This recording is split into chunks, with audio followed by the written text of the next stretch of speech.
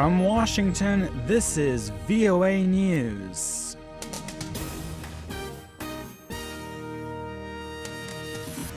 Israel and Hamas begin another truce after attacking each other up to the last minute. And Turkey's Islamist-rooted prime minister wins yet another election, this time to become head of state. I'm Michael Lipin reporting from Washington. UN Secretary General Ban Ki-moon has welcomed a new three-day truce between Israel and Palestinian militants in the Gaza Strip. The truce took effect about 3 hours ago at midnight local time on Monday.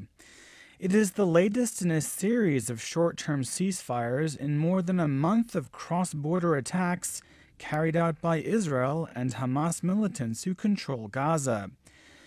Mr. Ban said he hopes the new truce will give both sides another chance to reach a durable ceasefire that addresses their underlying grievances.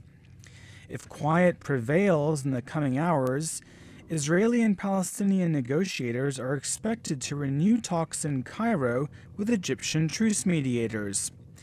Now, Gaza militants fired a barrage of rockets into Israel in the hour before the truce began, with one missile landing in an open area near Tel Aviv. In another incident just before the truce, the Israeli military said it killed a Hamas militant involved in trying to dig terror tunnels from Gaza into Israel. Earlier Sunday, Gaza militants also attacked a border crossing that Israel uses to deliver humanitarian supplies to Palestinians in the territory. The attack prompted Israel to shut the crossing and accuse the militants of denying aid to their own people. Hamas has demanded that Israel and Egypt end tight restrictions on the passage of goods and people into and from Gaza. Turkish Prime Minister Recep Tayyip Erdogan has won his country's first direct election for president.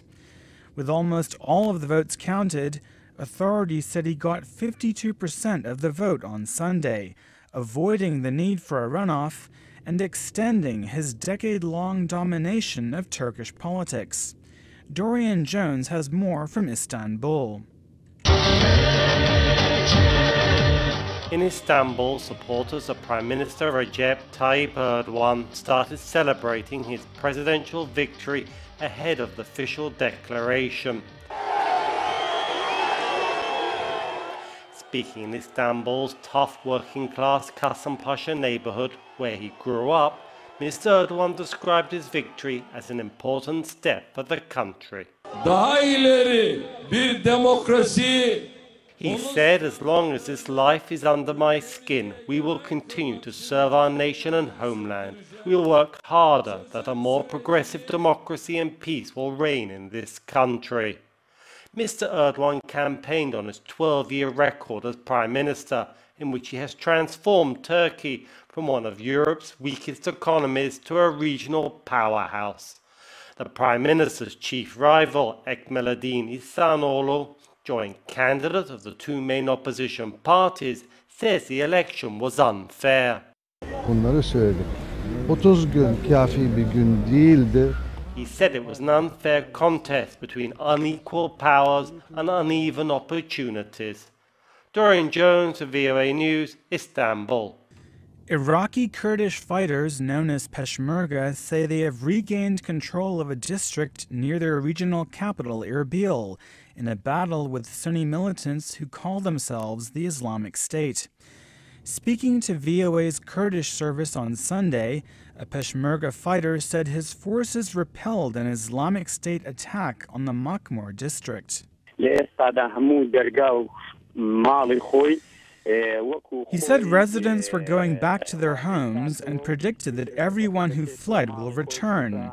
The Kurdish fighter said the fighting in Makmur has ended and moved far away from the area. Now, U.S. President Barack Obama has ordered a series of U.S. airstrikes against the Islamic State group in recent days. The militants had threatened to advance on Erbil, the headquarters of an autonomous Iraqi Kurdish government that is a close ally of the United States. The southern U.S. state of North Carolina is stepping up efforts to guard against the possible spread of the Ebola virus in the United States. On Sunday, the North Carolina Health Department said anyone returning from Africa who worked with Ebola patients will be put into a quarantine.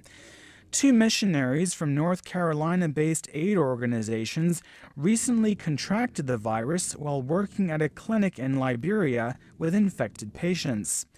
The missionaries are being treated at a hospital in another southern U.S. state, Georgia.